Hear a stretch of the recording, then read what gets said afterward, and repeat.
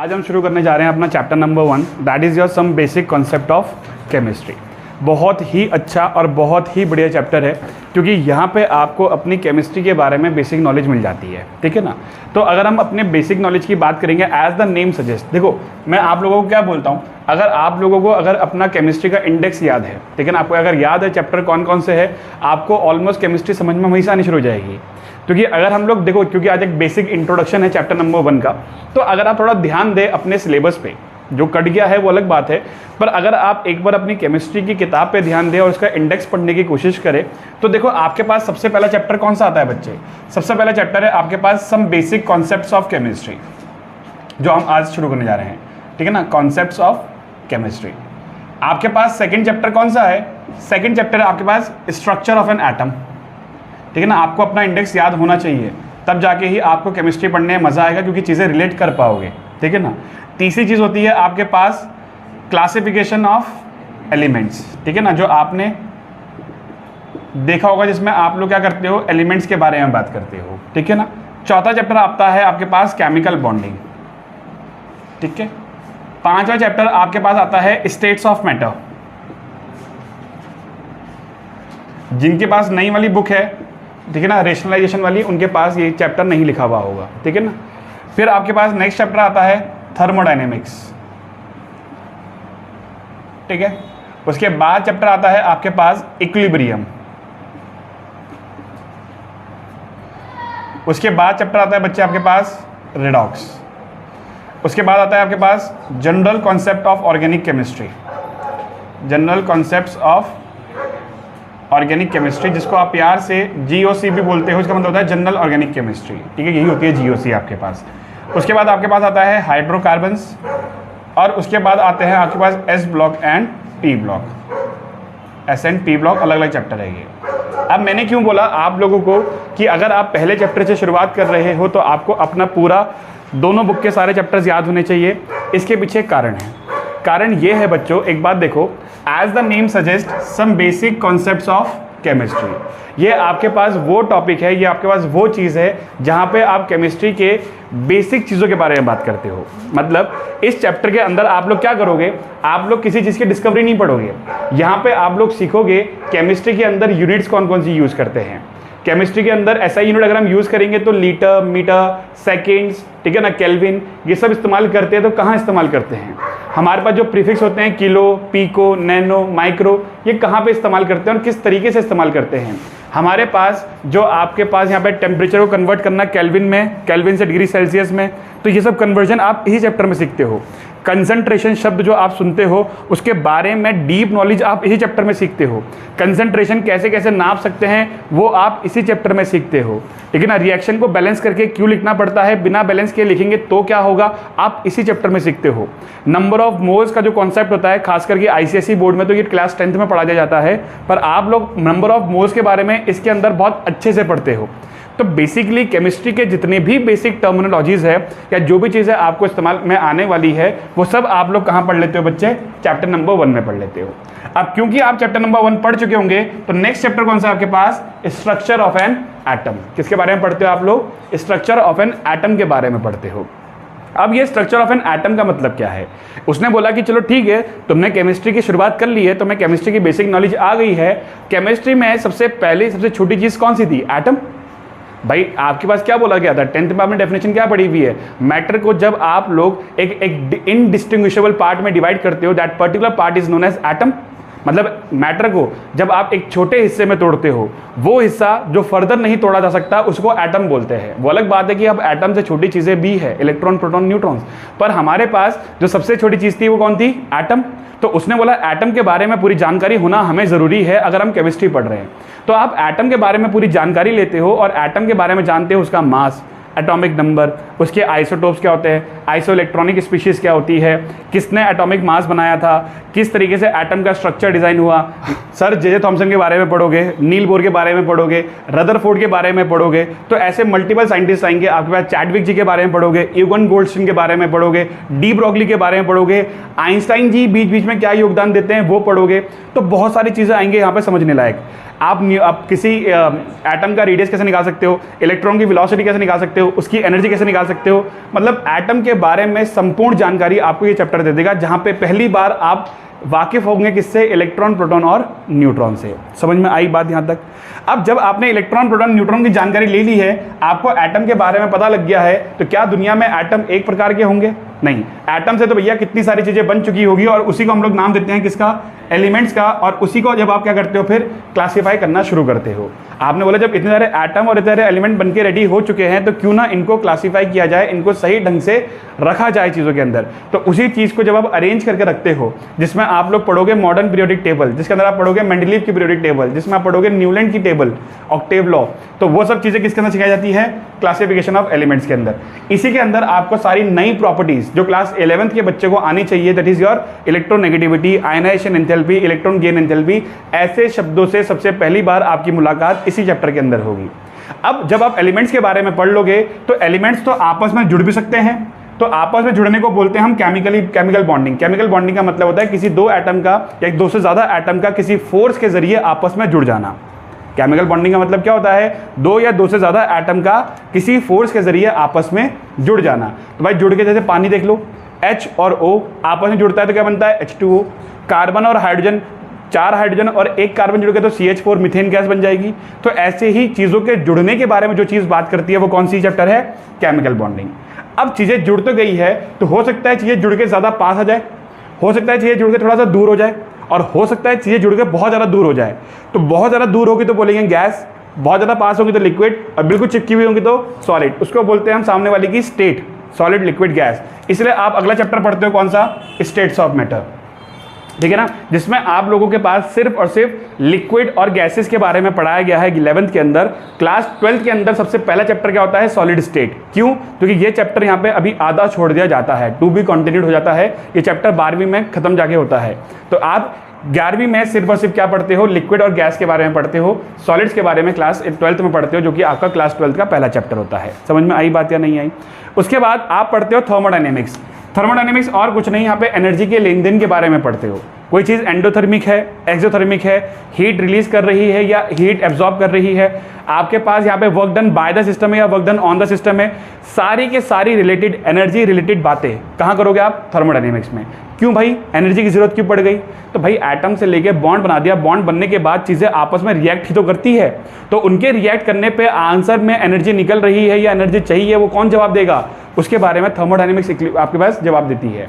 अगला चैप्टर आता है आपके पास इक्विलिब्रियम, जिसमें आप देखते हो रिएक्शन किस हद तक हो सकती है, द एक्सटेंट ऑफ रिएक्शन जिसे हम लोग बोलते हैं। कि मान लो आपकी रिएक्शन शुरू हुई, 10 मिनट के बाद आपकी रिएक्शन ने 40% प्रोडक्ट बना दिया और वो रुक गई। अब अगर वो रुक गई है तो क्यों रुकी है, उसी के बारे में हमें कौन पढ़ाता है, इक्विलिब्रियम पढ़ाता है। कौन पढ़ाता है हम लोगों को, इक्विलिब्रियम पढ़ाता है। फिर इक्विलिब्रियम के बाद आते हैं हम लोग अलग चैप्टर में, इसको हम बोलते हैं रेडॉक्स। और रेडॉक्स क्यों पढ़ते हैं, आप लोगों ने एक शब्द सुना होगा, ऑक्सीडेशन स्टेट। तो ऑक्सीडेशन स्टेट क्योंकि पहली बार हमारे पास आया था, इसीलिए उन्हें कहा कि चलो ऑक्सीजन मतलब ऑक्सीडेशन स्टेट को और भी ज़्यादा इलेबोरेटेड फॉर्म में पढ़ते हैं, इसीलिए एक नया चैप्टर बनाया गया रेडॉक्स। और ये आपकी सेकंड बुक का फर्स्ट चैप्टर है, ठीक है ना। देखा नहीं, बुक चेंज हो गई। बुक चेंज होने का मतलब अब आपके पास टॉपिक भी चेंज हो गए। तो आपने उठाया ऑक्सीडेशन स्टेट क्योंकि आप सारी बातें तो कर चुके हो, और ऑक्सीडेशन स्टेट को ढंग से पढ़ना शुरू किया। फिर जब आपने इतनी बारी जानकारी ले ली तो उसने कहा चलो 11वीं के लिए इतना बहुत है, अब थोड़ा सा ऑर्गेनिक केमिस्ट्री में चलते हैं। और वो जैसे कि यहाँ पे आपको some basic concept of chemistry बताए, ऐसे ही यहाँ पे some basic concept of organic chemistry आपको बताए जाएंगे कि ऑर्गेनिक केमिस्ट्री कैसे होती है, किसने दी, किसके अंदर पढ़ी जाती है, कौन कौन से एलिमेंट्स होते हैं, क्या रूल होते हैं, क्या क्या बातें ध्यान में रखनी है, क्या क्या बातें ध्यान में नहीं रखनी है, कौन कौन सी प्रॉपर्टीज़ हमें आनी चाहिए, कौन सी प्रॉपर्टी नहीं आनी चाहिए। तो ये सारी बातें कौन सिखाएगा आपको, general organic chemistry, that is your GOC आपको सिखाएगा। एक बार आप जीओसी सीख लोगे तो उस जीओसी का एक सबसे सिंपल एग्जांपल आएगा आपके पास, hydrocarbon. Hydrocarbon basically organic chemistry किसकी पढ़ाई है, हाइड्रोकार्बन की ही पढ़ाई है।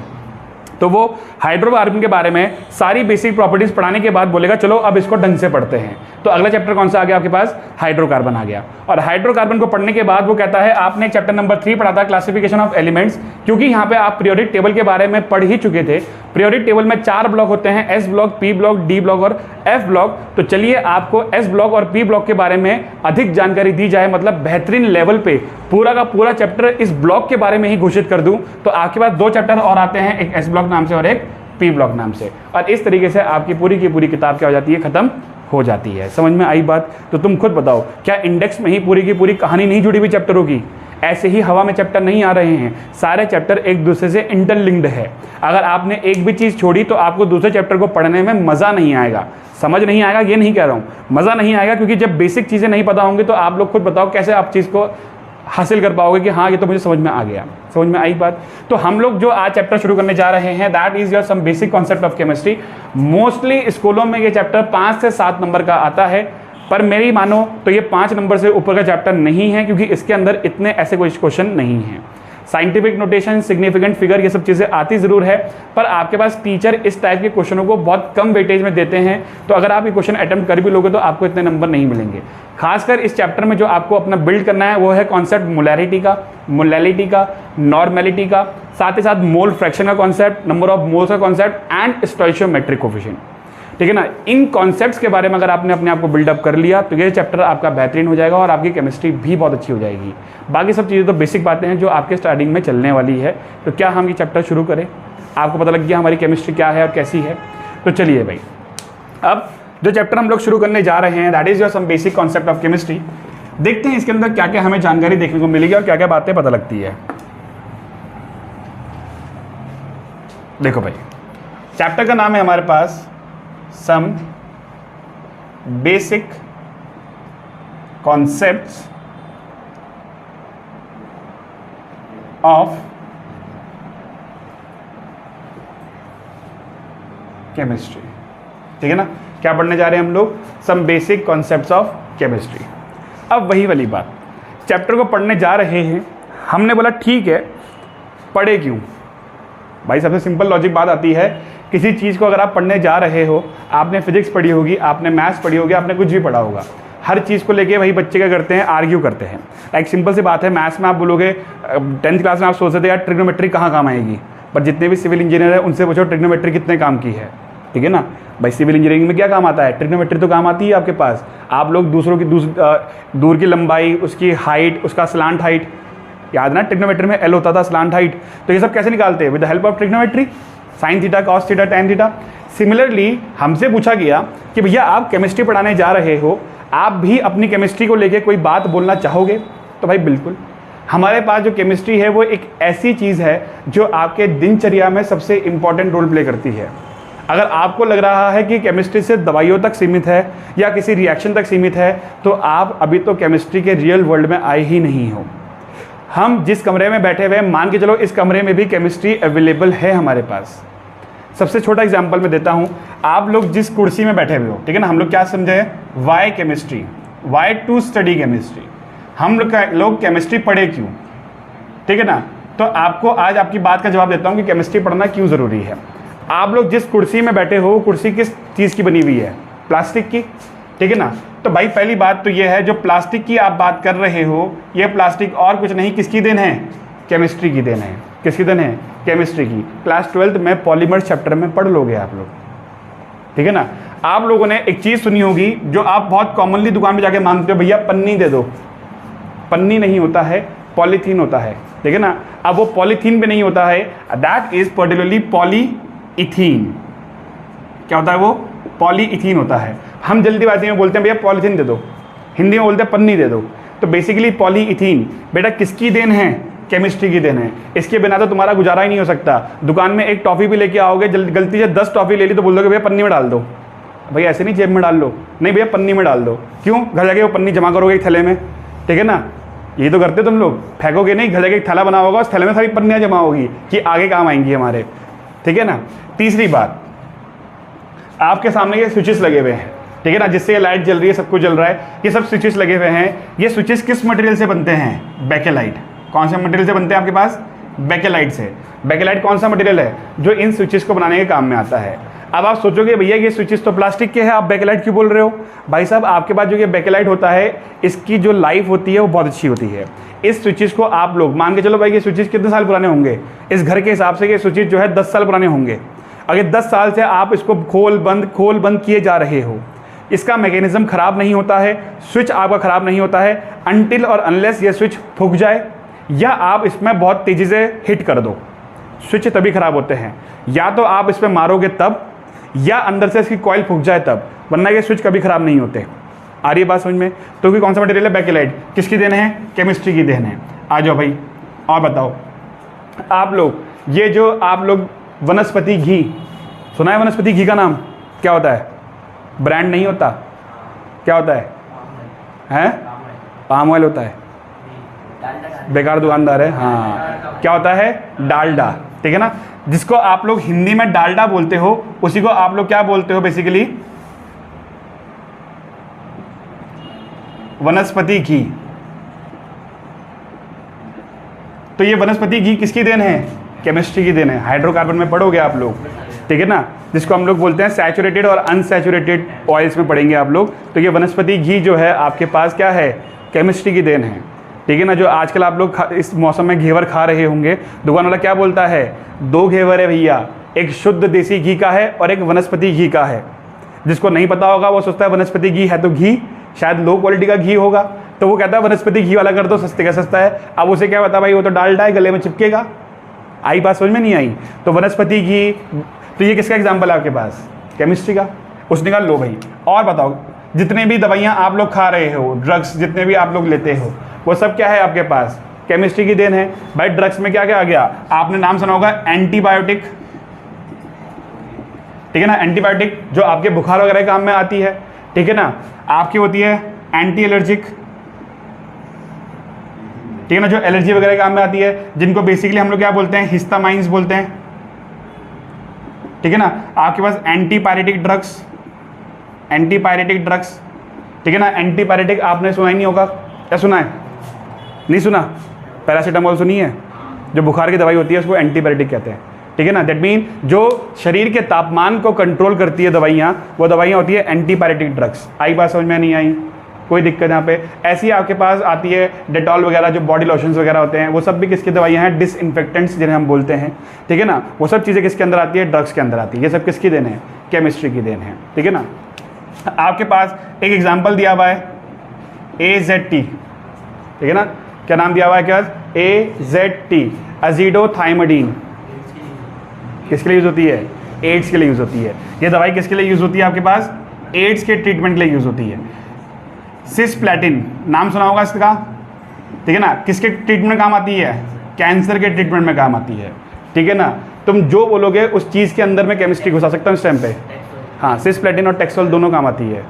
तो हर चीज़ किससे जुड़ी हुई है आपके पास? केमिस्ट्री से जुड़ी हुई है। जो कपड़े आप लोग पहन के बैठे हो वो किसकी देन है? केमिस्ट्री की। पॉलिएस्टर ले लो, ठीक है ना, पॉलिएस्टर क्या है? केमिस्ट्री की देन है। आजकल आप लोग देखोगे बहुत टी-शर्ट चल रही है ड्राई फिट, है ना। वो ड्राई फिट क्या है? वो टेक्नोलॉजी वही तो है कि भाई पसीना एकदम सूख जाएगा आपके पास। वो क्या है? वो सिंथेटिक क्लोथ ही तो है। सिंथेटिक क्लोथ उन्हें कहते हैं जो फैक्ट्रियों में बन रहे हैं, मैन मेड कपड़े हैं। उसका कोई रुई तो नहीं आती कि पेड़ से निकाला भैया, बिल्कुल देखो 1 मिनट में बना दिया मैंने, प्यूमा की टी-शर्ट बना दी यहाँ पे। वो सब ब्रांड जो काम कर रहे हैं वो किस में काम कर रहे हैं? सिंथेटिक क्लोथ पे। दैट मीन उस पर एक्सपेरिमेंट किए जा रहे हैं और उस एक्सपेरिमेंट के बाद वो चीज़ आप तक लाई जा रही है, तभी वो थोड़ी महंगी भी है, क्योंकि भाई इतना काम किया गया उस पर। तो आप देख सकते हो केमिस्ट्री छोटी मोटी जगह नहीं, केमिस्ट्री हमारे कपड़ों से लेके, हमारे बैठने से लेके, हमारे बिजली के स्विचेस। अरे भाई ये पेंट देख लो दीवारों में, ये पेंट का क्या है? पेंट का अगर आपको फॉर्मूला पता हो तो नोवोलैक। क्या है पेंट का फॉर्मूला? नोवोलैक। नाम सुना है नेरोलैक का?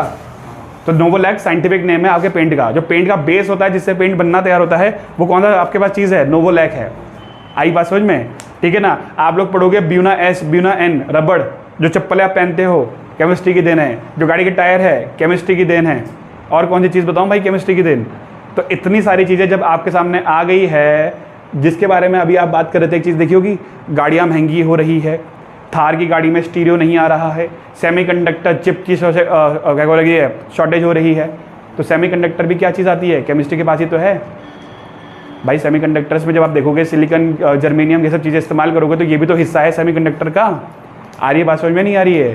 तो कहने का मतलब ऐसा नहीं है कि आपके पास केमिस्ट्री छोटी मोटी है। केमिस्ट्री बहुत बहुत बहुत ज़्यादा वास्ट है और हमारे लिए क्या है? हमारी ज़िंदगी के लिए बहुत ज़्यादा ज़रूरी भी है।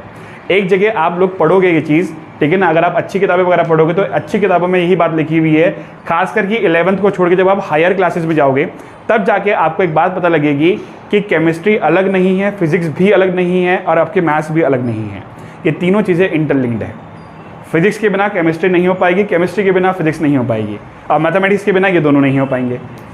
अभी भले ही आपको लग रहा हो नहीं मैं तो केमिस्ट्री में स्ट्रांग हूँ, बेटा आगे जाके जब आप हायर स्टडीज़ में जाओगे आपको हर चीज़ की थोड़ी नॉलेज होनी चाहिए, ठीक है ना। हायर स्टडीज़ में चलोगे इंटीग्रेशन आ जाएगा हर फॉर्मूले में, इंटीग्रेशन कहाँ से सीखोगे, मैथ तो सिखाएगा। समझ में आई बात या नहीं आई? मान के चलो अभी आप लोग इलेक्ट्रोकेमिस्ट्री पढ़ोगे क्लास 12th के अंदर, जिसके अंदर क्या आ जाएगा आपके पास, बैटरी आ जाएगी, टर्मिनल आ जाएंगे, करंट आ जाएगा, रेजिस्टेंस आ जाएगा, कहाँ सीखोगे, फिजिक्स में सीखोगे। तो बेसिकली केमिस्ट्री, फिजिक्स, ये सारे सब्जेक्ट एक दूसरे से इंटरलिंक्ड होते हैं, आपको बस इन्हें पैरेलल लेके चलना पड़ता है कि हाँ मैं इसको भी इतना समझूँ और इसको भी इतना समझूँ। बस ये अलग बात है कि आप किसी में बहुत इंटरेस्टेड दिखा के पढ़ते हो, किसी में थोड़ा कम इंटरेस्ट दिखा के पढ़ते हो, पर लेके आपको सबको पैरेलल चलना ही पड़ेगा। समझ में आ रही है बात? तो केमिस्ट्री क्यों पढ़नी है, कारण समझ में आ गया, ठीक है ना, कोई दिक्कत यहाँ पे, ठीक है ना। अब क्योंकि आप लोगों को जब इतना समझ में आ गया है कि हम लोग केमिस्ट्री क्यों पढ़ने वाले हैं, तो हमने बोला हम केमिस्ट्री पढ़ने तो वाले हैं भैया, पर आप कौन सी केमिस्ट्री पढ़ाओगे, क्या केमिस्ट्री के कोई टाइप्स भी है, क्या केमिस्ट्री के कोई टाइप्स भी है। लाइक अगर आप देखोगे तो आपके पास फिजिक्स में क्या आता है, ऑप्टिकल फिजिक्स आती है ना, ठीक है ना, ऑप्टिकल मैकेनिक्स आती है, जिसमें आप लोग क्या करते हो, अलग अलग चीज़ों के बारे में पढ़ते हो, आपके इलेक्ट्रोस्टैट्स आता है उसके अंदर, तो आपके फिजिक्स के भी क्या है, पार्टीशन वगैरह भी है, ठीक है ना। उसी तरीके से like quantum mechanics, classical mechanics, ये सब किसके हिस्से हैं, फिजिक्स के हिस्से हैं। तो ऐसे ही हमने बोला कि हमारी केमिस्ट्री के भी हिस्से हैं, तो हमने कहा हाँ टाइप्स ऑफ केमिस्ट्री, हमने बोला टाइप्स ऑफ केमिस्ट्री के बारे में बताओ। तो मैंने बोला टाइप्स ऑफ केमिस्ट्री, भाई टाइप्स ऑफ केमिस्ट्री तुम्हें क्या लगता है, सिर्फ क्या आज तक आप अपनी ज़िंदगी में 3 ही केमिस्ट्री पढ़ के आए हो? 3 केमिस्ट्री कौन सी भैया? एक तो हमने नाम सुना है फिजिकल केमिस्ट्री का, एक हमने नाम सुना है ऑर्गेनिक केमिस्ट्री का, और एक हमने नाम सुना है इनऑर्गेनिक केमिस्ट्री का। यही बात बोलोगे भाई, नहीं बोलोगे? हाँ बिल्कुल भाई, आपने जो तीनों चीज़ें बताई वो तीनों चीज़ें सही है, और वो तीनों चीज़ें होती भी है। पर मेरा कहना यह है कि आपके पास केमिस्ट्री बहुत वास्ट है, आपने भी देख ली होगी। आप जब दवाइयों की बात करोगे या दवाइयों की पढ़ाई करोगे, उस दवाइयों की पढ़ाई वाली केमिस्ट्री को आप लोग क्या नाम दोगे, मेडिसिनल केमिस्ट्री दोगे। क्या बोलोगे आप उसे? मेडिसिनल केमिस्ट्री, जिसमें दवाइयों के बारे में बात की जाती है। खासकर कहाँ पढ़ी जाती है? बी फार्मा वगैरह में, ठीक है ना। इसमें आप क्या पढ़ते हो, दवाइयों के बारे में पढ़ते हो। तभी तो क्या आदमी क्या करता है, बी फार्मा करके अपना मेडिकल स्टोर खोलता है, क्योंकि उसको सारे सॉल्ट की नॉलेज होती है। तभी बोलता है भैया इस ब्रांड की दवाई नहीं आ रही, ये दवाई ले लो, सॉल्ट सेम है उसका, क्योंकि उसके बारे में क्या करा है, पढ़ाई करके आया भाई वो। सिमिलरली जब आप कॉम्प्लेक्स कंपाउंड के बारे में पढ़ोगे, कॉम्प्लेक्स मतलब अभी तो आप नॉर्मल चीज़ों के बारे में पढ़ोगे, H2O, CH4, आगे जाके ऐसे कंपाउंड में मिलेंगे जो पानी में डिसॉल्व नहीं होते, पानी में डिसोसिएट नहीं हो पाते ढंग से। तो जो चीज़ पानी में 100% डिसोसिएट नहीं हो पाती, वो बेसिकली कौन से कंपाउंड होते हैं आपके पास, कॉम्प्लेक्स कंपाउंड होते हैं, या फिर आप बोल सकते हो कोऑर्डिनेशन केमिस्ट्री। कौन सी केमिस्ट्री? Coordination chemistry. अब देखो ये भी क्या होगी, एक नई प्रकार की केमिस्ट्री होगी, जहाँ पे आप लोग क्या करते हो, कोऑर्डिनेट बॉन्ड के बारे में बात करते हो, डबल सॉल्ट के बारे में बात करते हो।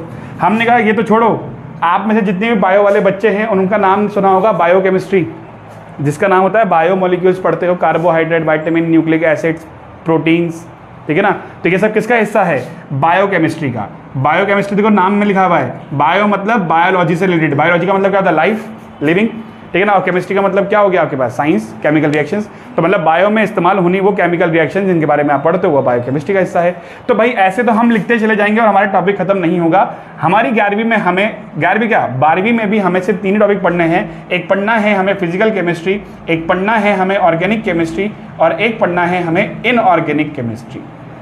बताइए भाई समझ में आई बात या नहीं आई, कोई दिक्कत? अब क्योंकि हमें सिर्फ यही 3 प्रकार की केमिस्ट्री पढ़नी है, तो हमें इन 3 केमिस्ट्री के बारे में संपूर्ण नॉलेज होनी चाहिए। तो इसकी प्रॉपर नॉलेज क्या है, देखो बच्चे क्या लिखा हुआ है इसमें, फिजिकल केमिस्ट्री। फिजिकल केमिस्ट्री मतलब जिसके अंदर क्या आती है, फिजिक्स आती है। किसके अंदर क्या आती है, फिजिक्स आती है। और फिजिक्स रिलेटेड किससे, फोर्सेस से। किससे रिलेटेड आपके पास, फोर्सेस, ठीक है ना, जिसमें आप लोग फोर्सेस की बात करते हो। और अपने साइंस में हम लोग फोर्सेस की बात करते हैं बॉन्ड के टाइम पे। किसके टाइम पे, जब बॉन्ड, अभी मैंने बताया था ना, जब 2 एटम के बीच में फोर्सेस लगते हैं तो वो पास हो जाते हैं। 2 एटम के बीच में फोर्स ज़्यादा होगा तो वो और करीब आ जाएंगे, कम होगा तो दूर चले जाएंगे। तो जब आप फोर्सेस के बारे में बात करते हो तो फोर्सेस लगती है फिजिक्स के अंदर, इसलिए नाम पड़ गया इसका फिजिकल केमिस्ट्री। और इसी टॉपिक के अंदर आप खासकर क्या करते हो, न्यूमेरिकल्स करते हो, क्योंकि फिजिक्स में क्या है, न्यूमेरिकल्स आते हैं ना, इसीलिए आप लोग फिजिकल केमिस्ट्री में क्या करते हो बच्चा, न्यूमेरिकल्स करते हो। अगला जो टॉपिक आता है that is your organic chemistry. Organic chemistry nothing as it is the study of hydrocarbons. जब आप हाइड्रोजन और कार्बन से बने हुए कंपाउंड्स की पढ़ाई करते हो, उसी पढ़ाई को आप लोग क्या बोलते हो? ऑर्गेनिक केमिस्ट्री बोलते हो। और तीसरी चीज आती है आपके पास इनऑर्गेनिक केमिस्ट्री। इनऑर्गेनिक केमिस्ट्री का मतलब है जहां पे आप पर्टिकुलर एलिमेंट्स की पढ़ाई करते हो, पर्टिकुलरली एलिमेंट्स की पढ़ाई करते हो, उसी को आप लोग क्या बोलते हो? उसी को आप लोग बोलते हो इनऑर्गेनिक केमिस्ट्री। क्या बोलते हो उसको आप लोग? इनऑर्गेनिक केमिस्ट्री बोलते हो। आई बात समझ में? नहीं आई? तो यही 3 केमिस्ट्री हम लोगों को इस साल पढ़नी है। हमारे पास फिजिकल केमिस्ट्री, ऑर्गेनिक केमिस्ट्री और इनऑर्गेनिक केमिस्ट्री। ऑर्गेनिक केमिस्ट्री के हमारे 2 चैप्टर है। इनऑर्गेनिक केमिस्ट्री के हमारे पास classification of element s block p block था, पर हम लोग एस ब्लॉक पी ब्लॉक नहीं पढ़ पाएंगे as per the new syllabus. और फिजिकल केमिस्ट्री में हम लोग क्या पढ़ेंगे? फिजिकल फोर्सेज के बारे में पढ़ेंगे, like chemical bonding and all that, thermodynamics वगैरह जो चीज़ आएगी आपकी। कोई दिक्कत? तो इस तरीके से आपके पास केमिस्ट्री जो है क्लासिफाइड है और इस तरीके से आपके पास केमिस्ट्री पढ़ने का कारण है। अगर आपको यहाँ तक समझ में आ गया है तो फाइनली हम ये चैप्टर शुरू कर सकते हैं, क्योंकि अब आपको केमिस्ट्री पढ़ने के पीछे का कारण और केमिस्ट्री कितनी पढ़नी है वो सब चीज़ अब आपको पता लग चुकी है पूरी तरीके से। फाइनली अब आपको काम करना है इस चैप्टर के ऊपर जिसका नाम है some basic concept of chemistry. कोई दिक्कत? चलिए शुरू करते हैं फिर। चलिए भाई, देखिए भाई, हम लोगों ने क्या करा था? हम लोगों ने पिछले लेक्चर में हमने एक इंट्रोडक्शन देख लिया था, that why do we study chemistry. ठीक है ना, हम केमिस्ट्री क्यों पढ़ते हैं, केमिस्ट्री किस प्रकार से हमारे पास अरेंज की गई है हमारी किताबों में, हमने वो चीज़ देखी। केमिस्ट्री पढ़ने से हमें क्या क्या फ़ायदे होंगे हमने ये देखा। केमिस्ट्री कितने पार्ट में क्लासीफाई हुई है वो भी चीज़ देखी थी, और हमें कौन कौन से क्लासिफिकेशन पढ़ने हैं हमने वो सब भी देखा था। तो आज फाइनली हम लोग शुरू कर रहे हैं अपना some basic concept of chemistry, जिसमें हमने बोला बेसिकली केमिस्ट्री की अगर आप डेफिनेशन देखोगे तो वो क्या बोलती है? The study of matter is known as chemistry. Basically chemistry क्या है? The study of matter is known as chemistry. जब आप किसी पदार्थ की पढ़ाई करते हो, उस पदार्थ की पढ़ाई को आप लोग क्या बोलते हो? केमिस्ट्री बोलते हो। ठीक है ना। अब ये केमिस्ट्री क्या चीज़ है भाई? हमने बोला भैया ठीक है, आपने केमिस्ट्री के बारे में सबको समझा दिया था, पर ये मैटर क्या चीज़ आ गई? मैटर तुम लोगों को वैसे पता होगा, पर क्योंकि हम लोग सब चीज़ें क्या पढ़ रहे हैं? Some basic. आपकी किताबों ने सारी बातें समझा रखी है भाई। जब टॉपिक का नाम लिखा हुआ है सम बेसिक, तो वो बेसिक बातें करेगा, ऐसा नहीं है वो हवा में छोड़ देगा आपको, वो सारी बातें बता रहा है। उसने कहा ये लो, मैटर के बारे में थोड़ी जानकारी लो। हो सकता है किसी किसी बच्चे को चैप्टर बोरिंग लगे, पर क्या करे भाई, एनसीईआरटी ने दिया हुआ है तो पढ़ना तो पड़ेगा। तो मैटर का मतलब क्या होता है? Anything that have mass and occupy space. ठीक है ना। किसी किसी के मास्टर जी इसको लिखवाएंगे वॉल्यूम। ठीक है ना। वो चीज़ जिसके पास मास और वॉल्यूम होता है उसी को हम लोग क्या बोलते हैं? मैटर बोलते हैं।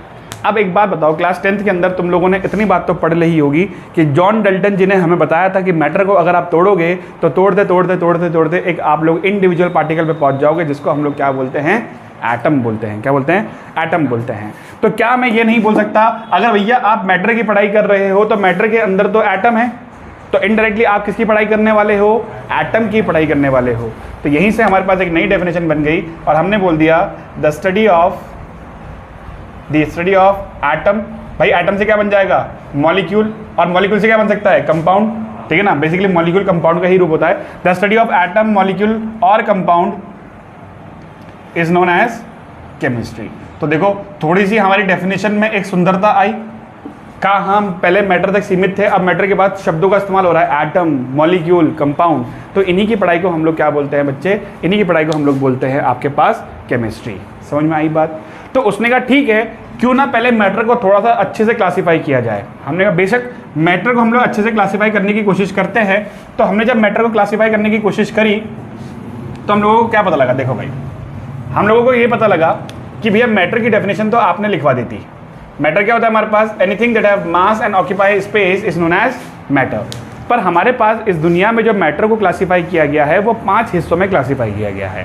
ठीक है ना। अगर आप अच्छे से पढ़ोगे, साइड बुक्स वगैरह में भी देखोगे, मैटर आपके पास 4 नहीं, 3 नहीं, 5 प्रकार से क्लासीफाई किए गए हैं। और वो 5 टाइप कौन कौन से हैं? पहला टाइप है बच्चे आपके पास सॉलिड, दूसरा टाइप है आपके पास लिक्विड, तीसरा टाइप है आपके पास गैस, चौथा टाइप है आपके पास प्लाज्मा, और 5वां टाइप है आपके पास बोस आइंस्टीन कंडेंसेट। ठीक है ना। क्या है आपके पास? Bose Einstein condensate. देखिए भाई, अब क्योंकि ये 5 प्रकार से क्लासीफाई है तो आप लोगों के मन में भी एक बात आ रही होगी कि आज तक हमारे टीचरों ने फिर हमें 3 ही चीज़ की पढ़ाई है। भाई टीचरों ने क्या, मैं भी आपको 3 ही चीज़ पढ़ाऊंगा, क्योंकि बाकी जो 2 चीज़ें हैं उसके पढ़ाने लायक मैं नहीं हूँ इस वक्त, क्योंकि उसकी इन्फॉर्मेशन ही हमारे पास सफिशिएंट नहीं आई है। अब क्यों नहीं आई है, एक चीज़ देखते हैं भाई। देखो, सॉलिड लिक्विड गैस के बारे में बेसिक नॉलेज सबको है, वो बेसिक नॉलेज यहाँ पे लिखेंगे। पहले भैया हमें कारण बता दो, आप लोग प्लाज्मा और बोस आइंस्टीन कंडेंसेट क्यों नहीं पढ़ाते? प्लाज्मा जो चीज़ होती है बेटा, वो नेचर में कैसी होती है? वेरी हॉट होती है, बहुत ज़्यादा गर्म होती है। इवन अगर आप उसको कंपेयर करने की कोशिश करोगे तो बोला गया है उसका तापमान सन कोर जितना होता है। दैट मीन सूरज का जो सेंटर पॉइंट है उसके अंदर जो तापमान होगा, दैट मीन लगभग 5000 डिग्री सेल्सियस से ज़्यादा, उससे ज़्यादा टेम्परेचर प्लाज्मा का होता है, या उतने के आसपास भी अगर होता है तो आप खुद बताओ क्या कोई उपकरण वहाँ पे काम कर पाएगा? तो आप उसके बारे में इंफॉर्मेशन निकालोगे कैसे? और जब उसके बारे में इंफॉर्मेशन ही नहीं निकल पाएगी तो इनडायरेक्टली आप लोग क्या बोल दोगे कि भैया हमें अपनी प्लाज्मा की पढ़ाई को क्या करना पड़ेगा? रिस्ट्रिक्ट करना पड़ेगा। क्या करना पड़ेगा? रिस्ट्रिक्ट करना पड़ेगा। रिस्ट्रिक्ट मतलब आपको यहाँ पे सीमित रह के पढ़ना पड़ेगा। पर इसके बारे में हम लोगों को जब इन्फॉर्मेशन ही नहीं है, इसलिए हम लोग क्या करते हैं, प्लाज्मा की पढ़ाई नहीं कर पाते। समझ में आई बात या नहीं आई? तो कोई भी पूछे प्लाज्मा क्या होता है, बेसिकली प्लाज्मा एक ऐसा सब्सटेंस है, एक ऐसा मैटर है जो कि नेचर में बहुत ज़्यादा गर्म होता है और हमारे पास सन के कोर जितना उसका तापमान होता है। ऐसा किसी किताब में मैंने एक बार पढ़ा था कि आपके पास जो हमारा यूनिवर्स है वो आधे से ज़्यादा किससे बना हुआ है? प्लाज्मा से बना हुआ है। ठीक है ना? Most of the part of our universe, मैं यूनिवर्स की बात कर रहा हूँ, पृथ्वी मत गिनना उसके अंदर, मैं पूरे ब्रह्मांड की बात कर रहा हूँ। पूरे ब्रह्मांड में सारे सोलर सिस्टम सब आते हैं आपके पास, सूरज, आपके प्लैनेट्स, आपके मीटियोर्स, आपके सब चीज़ें आ जाएंगी। तो वो ये कह रहा है कि इस ब्रह्मांड में आधी से ज़्यादा चीज़ें किससे बनी हुई है? प्लाज्मा से कॉन्स्टिट्यूट है। समझ में आई बात या नहीं आई? उसके बाद वो कहता है ठीक है, ये बोस आइंस्टीन कंडेंसेट क्यों नहीं पढ़ते? भाई बोस आइंस्टीन कंडेंसेट इसलिए नहीं पढ़ते, ये वेरी वेरी वेरी कोल्ड है, ये इतना ठंडा है कि आप लोग सोच भी नहीं सकते। लगभग ऐसा कहा जाता है माइनस का 273 डिग्री सेल्सियस, केल्विन नहीं बोल रहा हूँ, डिग्री सेल्सियस बोल रहा हूँ। अगर केल्विन में बात करूंगा तो केल्विन में आप बोलोगे 0 केल्विन है। कितना टेम्परेचर है? 0 केल्विन। बेटा इस टेम्परेचर पे तो आपके पास काम करना नामुमकिन है। इवन ये भी कहा गया है, आपके फिजिक्स में भी कहा गया है कि अगर कोई चीज़ -273 डिग्री सेल्सियस पे काम करने लग जाती है और अगर आप वहाँ पे उसका रेजिस्टेंस निकालोगे तो उसका रेजिस्टेंस 0 आएगा। और उस टाइप की चीज़ों को बोलते हैं सुपर कंडक्टर्स। क्या बोलते हैं? Super conductor. भाई खुद बताओ ना, जिस चीज़ के पास रेजिस्टेंस ही नहीं होगा तो भाई मान के चलो एक बार चीज़ ऑन कर दी वो ज़िंदगी भर चलती रहेगी। समझ में आई है बात या नहीं आ रही है?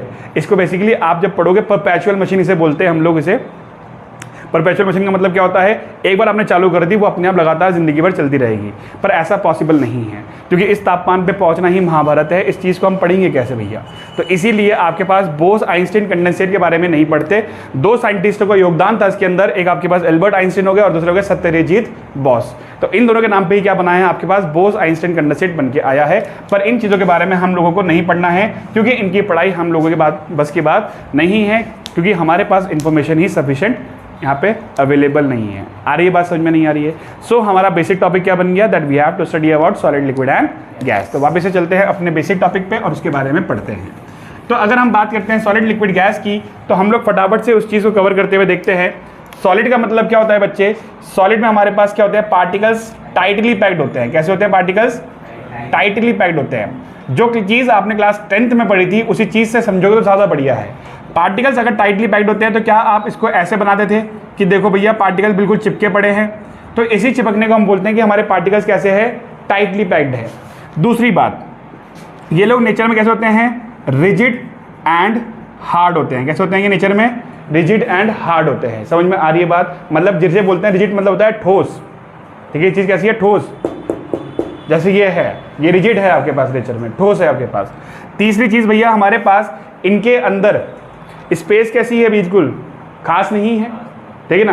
क्योंकि इसके पार्टिकल्स कैसे हैं? टाइटली पैक्ड है। तो इसीलिए जब इनकी फोर्स की जब आप बात करोगे, आप बोलोगे भैया फोर्स तो इसमें बहुत ज़्यादा है, तो उस फोर्स को हम लोग बोलते हैं कि इसकी इंटरमोलिकुलर फोर्स बहुत ज़्यादा हाई है। इसकी इंटरमोलिकुलर फोर्स कैसी है? वेरी हाई है। बताइए भाई, आई बात समझ में या नहीं आई? तीसरी बात, क्या इसके अंदर फ्लूइडिटी होगी? फ्लूइडिटी मतलब होता है बहने की टेंडेंसी। जैसे आप अगरबत्ती जलाते हो, उसकी जो फ्रेगनेंस होती है एक कमरे से दूसरे कमरे में चली जाती है, उसको बोलते हैं बहना। ठीक है ना? पानी है, पानी को अगर आप एक जगह गिरोगे तो वो दूसरी जगह बहता हुआ चला जाएगा। ठीक है ना? तो फ्लूइडिटी इनके अंदर नहीं होती है। They do not have fluidity, इनके अंदर फ्लूइडिटी नहीं देखने को मिलेगी आप लोगों को, ठीक है ना। नेक्स्ट चीज ई, अगर इनके अंदर फ्लूइडिटी नहीं है पर इनके अंदर एक चीज हो सकती है, वो है वाइब्रेशन। सॉलिड चीजें वाइब्रेट करती है, मतलब अपनी ही पोजीशन पे ऑसिलेट कर सकती है। दैट मीन क्या कर सकती है, अपनी ही पोजीशन पे ऑसिलेट कर सकती है। दैट मीन अपनी ही पोजीशन पे क्या कर सकती है, वाइब्रेट कर सकती है। क्या कर सकती है, वाइब्रेट। सबसे बढ़िया एग्जांपल है, आप किसी बस में खड़े हुए हो किसी भीड़ में, तो आप जब भीड़ में बिल्कुल चिपक जाओगे तो आप अपनी जगह बनाने के लिए सामने लोग क्या करोगे, थोड़ा सा इधर हो जा भाई, क्यों चिपक रहा है, थोड़ा उधर के बैठ, ऐसे करने के लिए। दैट मीन भीड़ में खड़े होने के बाद भी आप अपनी पोजीशन में, आप भीड़ को हटा तो सकते नहीं, आप पैक्ड हो टाइटली, आप पैक्ड हो तो आप अपने आप को एडजस्ट कैसे करते हो, वहाँ पे क्या करके, अपने आप को ऑसिलेट करके। इसीलिए जब आप किसी सॉलिड चीज़ पे मारोगे तो यहाँ पे आपको वाइब्रेशन फील होगी। पार्टिकल्स भाग नहीं गए, पार्टिकल्स अपने पोजीशन पे ऑसिलेट हुए हैं। समझ में आई बात। क्योंकि पहली बात, ये चीज़ यहाँ पे ऐसे लॉक्ड नहीं हुई है, ये ऐसे चिपकी हुई है, और ऐसे चिपकने का मतलब ये आपस में क्या कर सकती है, ऑसिलेट कर सकती है। अगर ये ऐसे लॉक्ड होती तो नहीं कर पाती ऑसिलेट। समझ में आई बात। लॉकिंग सिस्टम नहीं चलता यहाँ पे। यहाँ पे कौन सा सिस्टम चलता है आपके पास, फोर्सेस का, चीज़ों का पास आने वाला। समझ में आई बात या नहीं आई, कोई दिक्कत। ऐसे ही अगर आप बात करोगे लिक्विड की, तो लिक्विड के पार्टिकल्स कैसे होते हैं, स्लाइटली लूजली पैक्ड, मतलब ज़्यादा टाइटली पैक्ड ये आपके पार्टिकल्स नहीं होते हैं। इसलिए इनके पार्टिकल्स को आप क्या करते थे बच्चे, थोड़ा थोड़ा स्पेस देके बनाते थे। आ रही है बात समझ में या नहीं आ रही है। दूसरी बात क्या है, ये लोग नेचर में रिजिड एंड हार्ड नहीं होते, ये लोग नेचर में रिजिड एंड हार्ड नहीं होते। तीसरी बात, इनके बीच की इंटरमोलिकुलर फोर्स कैसी होती है, मॉडरेट होती है। कैसी होती है, मॉडरेट।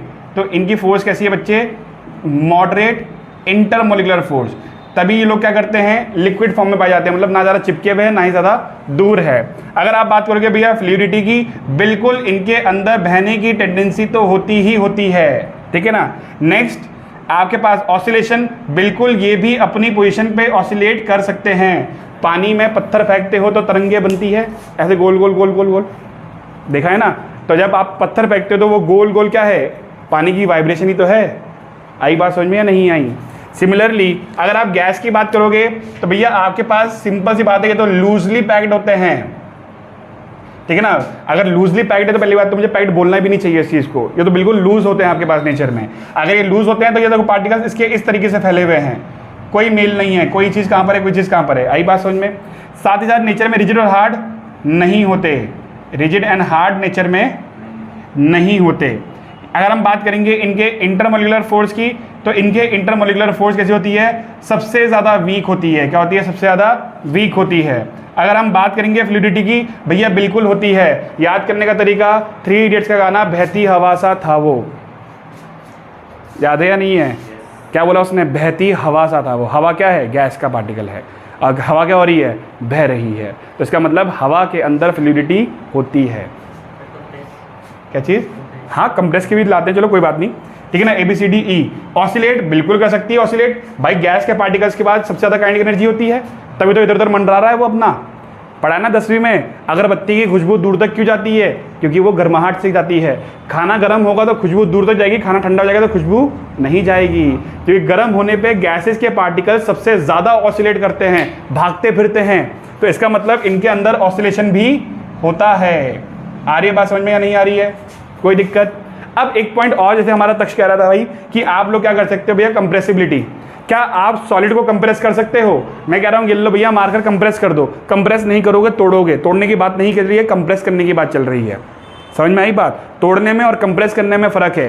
तो भैया अगर हम बात करेंगे इसमें कंप्रेसिबिलिटी की, तो नहीं, इसके अंदर कंप्रेसिबिलिटी नहीं है, इसके अंदर कंप्रेसिबिलिटी नहीं है। अगर आप बात करोगे इसके अंदर कंप्रेसिबिलिटी की, तो क्या आप पानी को कंप्रेस कर सकते हो, आप पानी को भी कंप्रेस नहीं कर सकते। सबसे बड़ा एग्जांपल है पिचकारी का, ठीक है ना। पिचकारी का एग्जांपल कैसे, पिचकारी आप लोगों ने देखा होगा, बंदूक वाली पिचकारी नहीं बोल रहा हूँ, जैसे आप हैंड वाली खींचोगे ना, आपने उसका पंप खींचा, आपने पिचकारी में पानी भर लिया, ठीक है ना। पिचकारी में पानी भरना, पिचकारी का जहाँ से हैंडल होता है उसको अपने पेट पे रखना और आगे से उसका मुंह बंद कर देना। जैसे ही आप उस पिचकारी को दबाओगे पिचकारी दबेगी नहीं, और जैसे ही आप ज़्यादा फोर्स लगाओगे पीछे से पिचकारी का ढक्कन खुल जाएगा, ठीक है ना, और सारा पानी गिर जाएगा। क्यों, पानी कंप्रेस नहीं हुआ। अगर पानी कंप्रेस हो पाता तो पिचकारी भी दब जाती, पर पिचकारी नहीं दबती। समझ में आई बात या नहीं आई। पर गैसेस के पार्टिकल्स कंप्रेस कर सकते हैं, कर सकते हैं नहीं कर सकते हैं, क्या कर सकते हैं ना। तो इसकी कंप्रेसिबिलिटी कैसी होती है हमारे पास, होती है। सबसे बड़ा एग्जांपल, अरे भैया डेली पीते हो कोल्ड ड्रिंक, ढक्कन खोलते क्या बाहर निकलती है पहले, गैस, क्योंकि कंप्रेस है। सीएनजी पड़ी है, सीएनजी की फुल फॉर्म क्या है, नाम में छुपा हुआ है, कंप्रेस्ड नेचुरल गैस। ऐसी नेचुरल गैस जिसको कंप्रेस करके रखा गया सिलेंडर के अंदर, तभी तो इन सब के फटने के डर रहते हैं। आई बात समझ में। तो इस तरीके से आपका मैटर क्लासिफाई किया गया है, जिसको हम लोग बोलते हैं सॉलिड लिक्विड गैस। प्लाज्मा और बोस आइंस्टीन कंडेंसेट भी एक मैटर का हिस्सा है जिसको पढ़ा नहीं जाता है। आज के लिए हम लोग इसको इतना ही रखेंगे।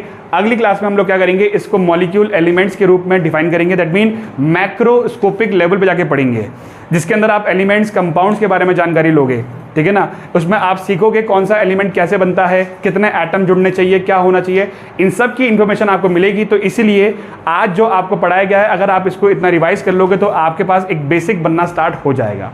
ठीक है भाई। तो अगली क्लास में हम लोग करेंगे इसके मैक्रोस्कोपिक लेवल पे बात, that is your pure elements के बारे में बात। ठीक है, खत्म करते हैं फिर आज के लेक्चर को।